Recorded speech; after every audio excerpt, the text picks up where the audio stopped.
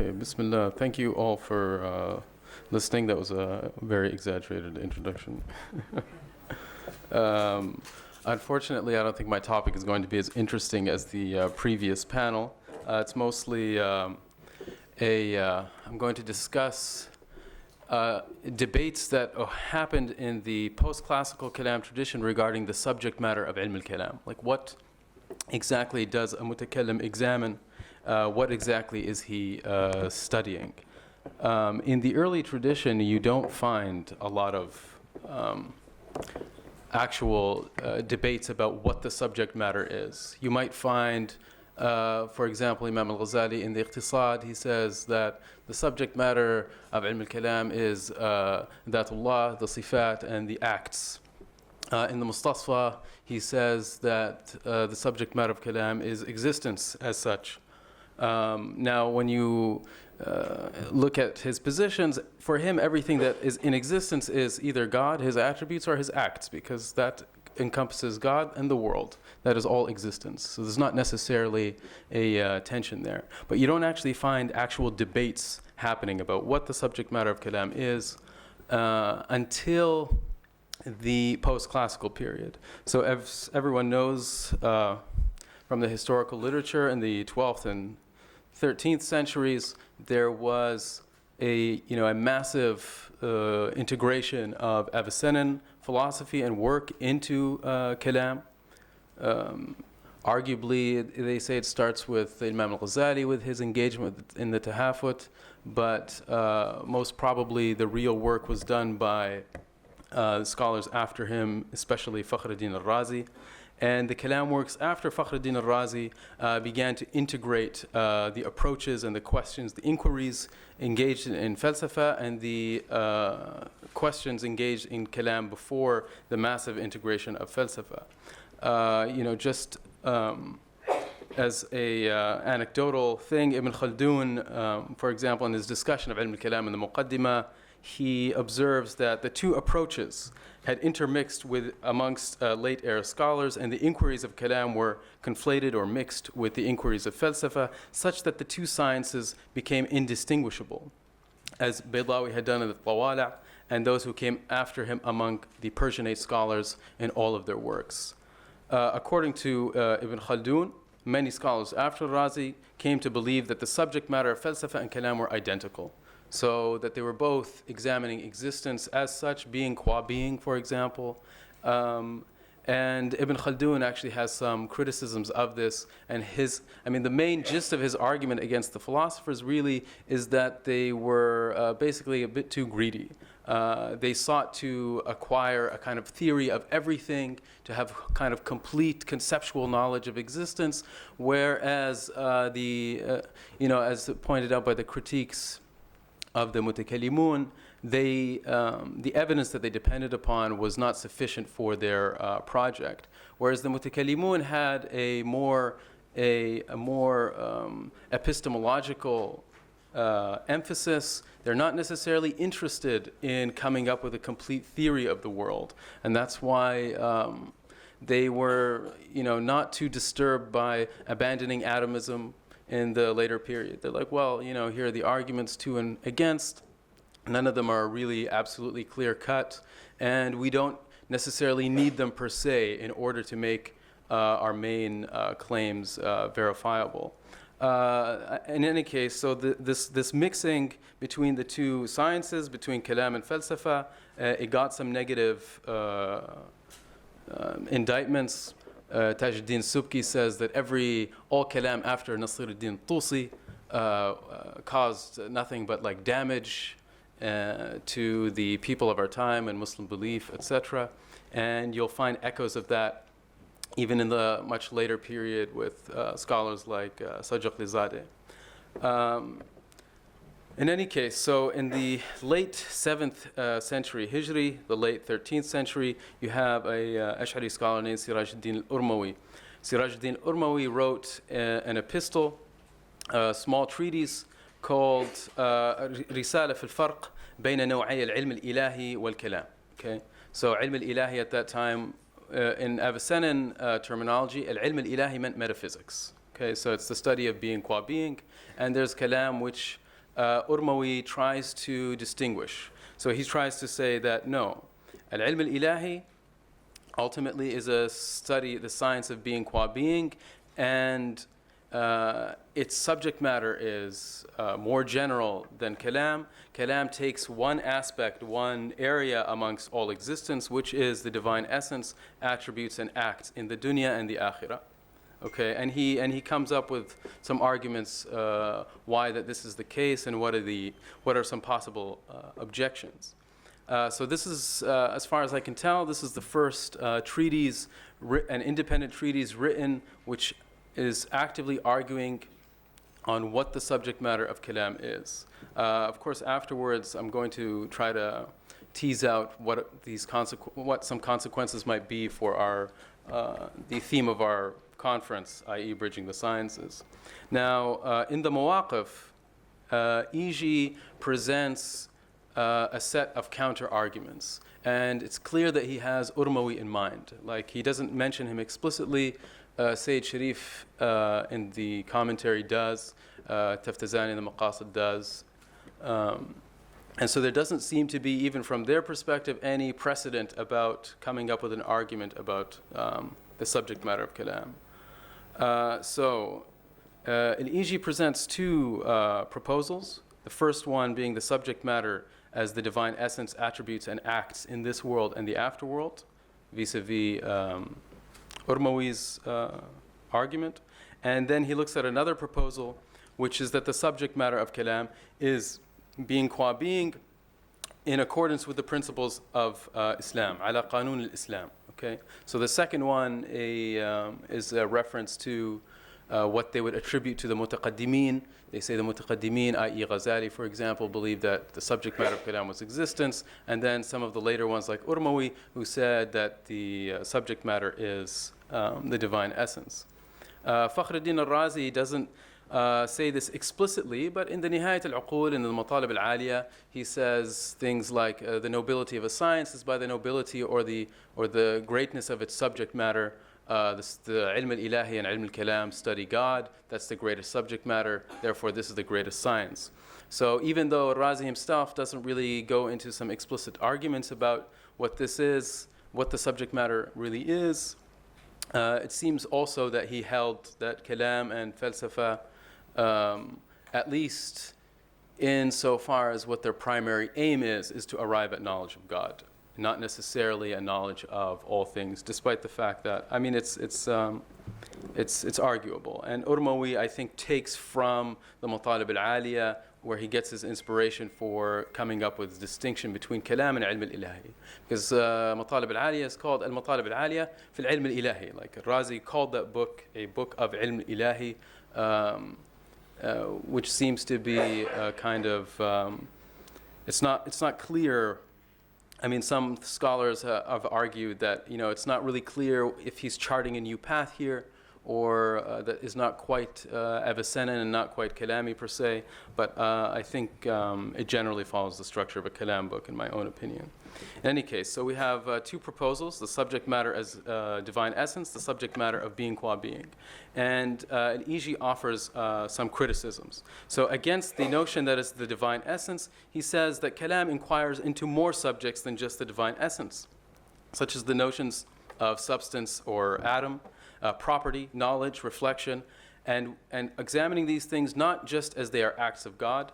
So Urmawi says that you look at the world, or all contingent facts in the world, insofar as they are acts of God, insofar as they're dependent on God for their existence. And Iji is saying, well, we look at more than that, and we examine subjects and properties not insofar as they're acts of God, but in themselves. So, saying things like two physical objects or two physical atoms cannot occupy the exact same space at the same time. This is not a judgment about whether or not they're created by God or not. This is in themselves. These are kind of the analytic judgments regarding the categories that they use. The second objection that he makes is that the existence of the subject, or the subjectivity of the subject of a given science, is assumed at the beginning of an inquiry. So if I'm going to study a particular subject, say I'm going to study rocks. The beginning of my inquiry presumes the existence of rocks. Kalam seeks to prove the existence of God. So if the subject matter is the essence of God, then this seems to be a bit of a circular thing, because he can't assume the existence. He can't say that, because if he says that the divine essence is the subject of his inquiry, then he already assumes its existence. But that isn't the case, because the mutakallim seeks to, in fact, maybe one of his main goals is to prove the existence of God. I mean, Urmawi did kind of respond to these. And now moving against the notion of being qua being, Iji provides two other arguments.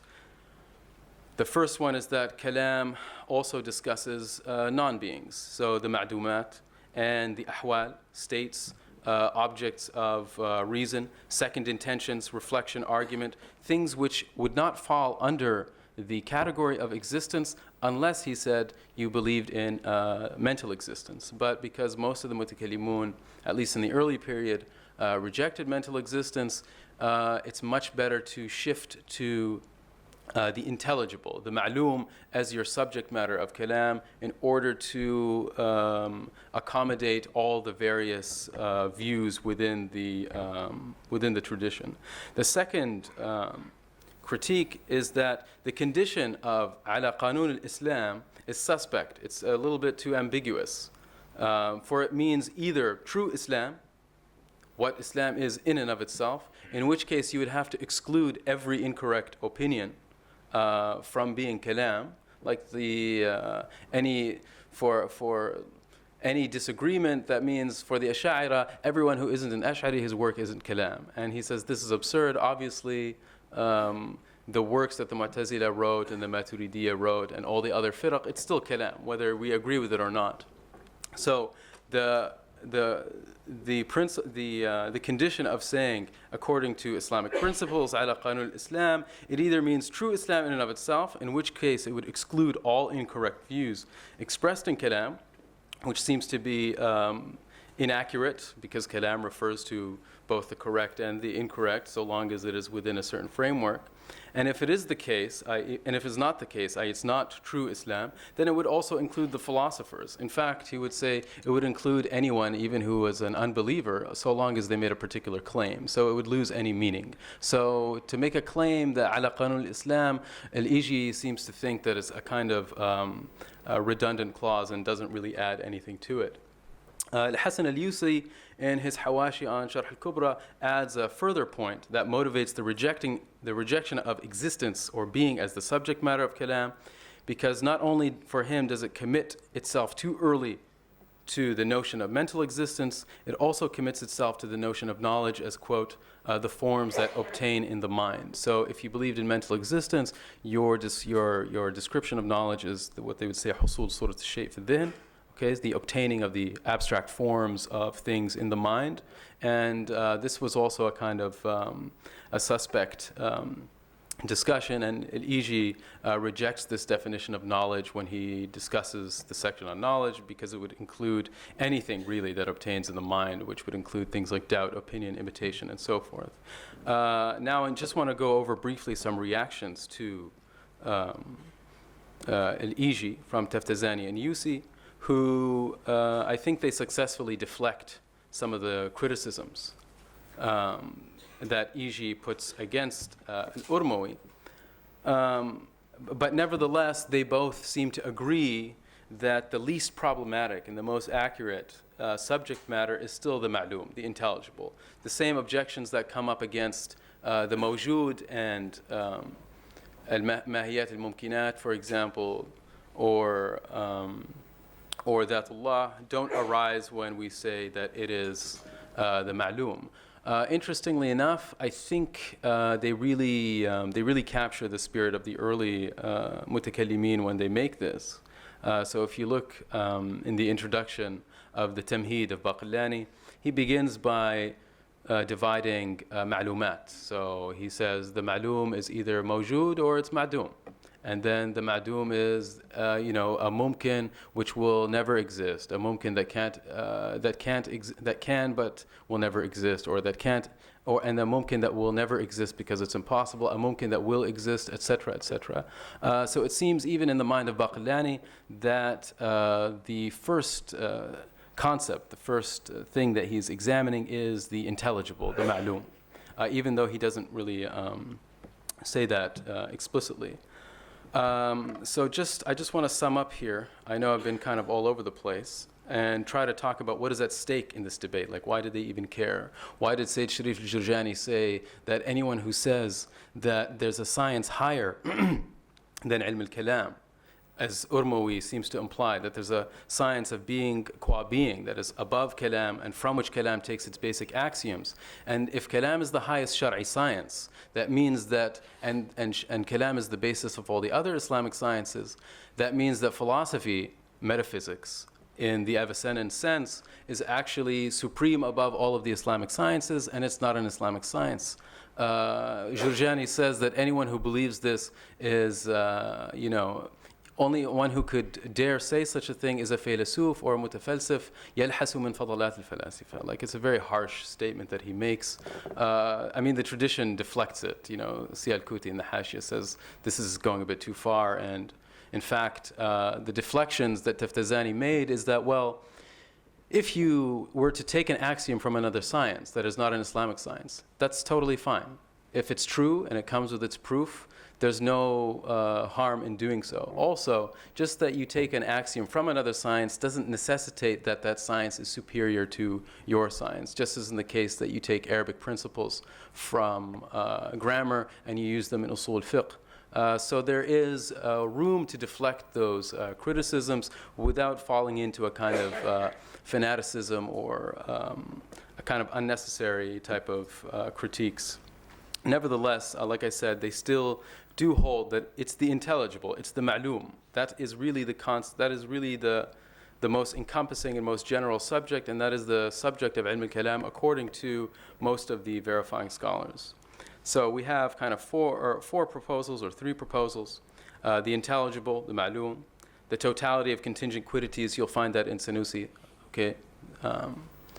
And there's reason to believe that that's the case as well, because what you're really examining as a philosopher or as a thinker are things which exist before you. Like, this is your first step. You're examining the world. You're not examining God per se. You're not analyzing God. You're acquiring knowledge of God indirectly through your analysis of contingent things. So there's some room. There's some weight to the opinion that the subject matter is the totality of contingent quiddities. Anyway, so we have one, the intelligible. You have two quiddities, contingent quiddities. Three, you have God's essence and attributes and acts. And four, you have being qua being. As far as Iji and others are concerned, all the proposals, aside from the ma'lum, suffer from one or more of the following criticisms, i.e. it entails the subordination of kalam to falsafa, or number two, it's not inclusive of all the questions or the inquiries that kalam covers. Number three, that it contains a metaphysical pre-commitment to mental existence and abstract realm. And number four, epistemological pre-commitment to knowledge as the essential forms that obtain in the mind. So, we could say a lot about these things. I just want to draw attention to two major concerns. One is Iji's concern is that he wants to ensure that Kalam is the highest and most general science. And number two, you find that choosing the ma'lum, you find a kind of emphasis on epistemology. And this has relevance to our question about bridging the sciences. In general, you could actually describe the Kalam books as being ordered epistemologically. The ordering of a Kalam book is is according to how we can know things. Like, what do we need to know first and then second, etc. They don't actually try to order their books according with how existence is in and of itself. So the Falasifa tried to do that. You talk about the necessary being, you have certain absolute rational principles, the absolute necessary simple singular being, and only one being can emanate from him, and then a second, a third, a fourth, a 10, and they explain all of existence in a kind of all-encompassing way according to the ontological ordering of being. The Mutakallimin don't have such a kind of a grand scheme. They're like, listen, we have certain things that we will need to know in order to establish to place foundations for Muslim life. And beyond that, it's maybe worth examining for certain people, but that project is a little bit too ambitious. So, depending on which entity you take as your subject, you may arrive at different descriptions for the scope of Kalam. It is my opinion that the choice of the intelligible was felt necessary by E.G., Jurjani, Taftazani, and others because in order to perform its function correctly, Kalam had to be the most general science. Thus, Kalam in the Islamic sciences be subordinated to a different philosophical program. So there's the matter of independence. The second issue relates to how one should go about doing kalam. With the selection of the intelligible versus the existent, we see a natural move by the mutakallimun in keeping with the earliest generations to a philosophical program that is concerned primarily with epistemology. In my opinion, it's a much humbler project than their contemporary philosophical rivals and was reasonably skeptical of human attempts at arriving at complete theoretical knowledge of the world. This is also why they supported a distinct notion of knowledge than the philosophers held, and they were primarily concerned with the cognition of relations that hold in the world without complete knowledge of the objects and properties in themselves. What I mean by that is that in logic they talk about conceptions and they talk about assents, conceptions and judgments. For a judgment, say X is Y, you only need to have some partial knowledge of X and some partial knowledge of Y in order to know that that relation holds or does not hold. And so all they really need to know is certain relations that hold between. So we know, for example, that God exists. To know that that statement is true, you don't need to actually have any knowledge of the quiddity of God, the reality of God. You don't even need to know like what is existence, but there's a certain basic notion that you understand from existence and an entity that you know that is God, and through some argument you know that he necessarily exists. So you cognize and a relation that holds between the two without needing to condition that knowledge with a kind of complete apprehension of the concepts that you're talking about. So their primary concern, like I said earlier, is that they don't want to arrive at complete or near complete theoretical knowledge of the existent world, but merely to examine all knowable entities insofar as they relate to affirming the veracity of Islamic truth claims and setting a foundation for Muslim life. The ordering of Kalam works is epistemic as well, ordered not with respect to how existence is in itself, but how the objects of our cognition are ordered in relation to one another.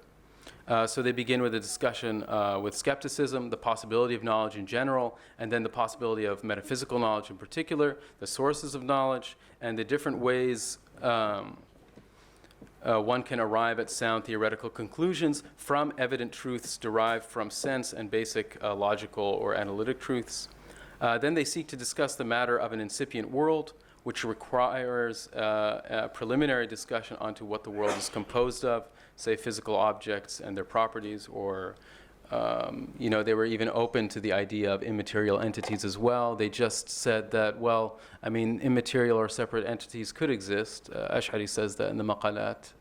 But we don't really have any need to affirm them, nor do we have any solid arguments for or against their existing. Like, sure, it's possible, but there doesn't seem to be any kind of evidence or need to posit immaterial entities.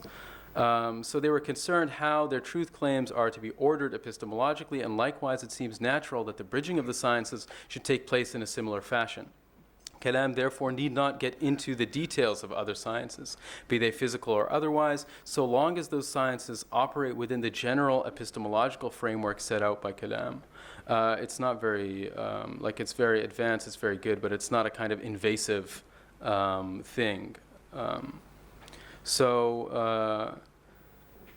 This means, so this gives Kalam a kind of critical supervisory role, you could say at best, of the progression of other sciences within an Islamic framework, without forcing the other sciences to be pre-committed to certain axioms that limit their practice. So there was a comment in a previous thing that, that a particular notion of the atom was, refuted or something like that. Their notion of the atom is a kind of limit case, right? They're not really pre-committed to actually that that even atoms do exist. I mean, this is clear in the later tradition. They kind of dropped their pre-commitment to it.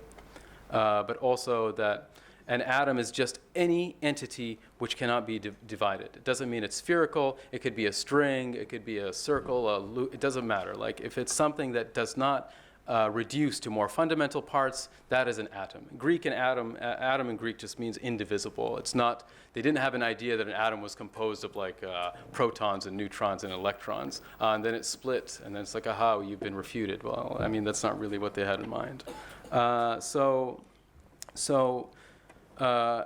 Just to give an example, is the later mutakallimun, like I said, despite still being generally supportive of atomism, no longer felt it was necessary for their project. For a figure like Razi, this actually meant a move in a more principled empirical direction.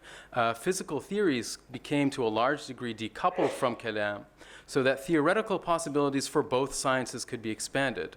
I mean, yesterday Sheikh Saeed mentioned Razi's position on the non-inferential nature of all conceptions. You know, Razi made this claim, and it should not be understood to mean that all conceptions are known to all people, like they're all self-evident, they're all basic, but that there are no set theoretical methods to arrive at conceptions in the same way that you can arrive syllogistically at judgments or assents. So rather, he says that one arrives at them through sense perception, report, trials, or experience, and it kind of opens the door for a more actively empirical enterprise within a Kalam framework. Thank you very much.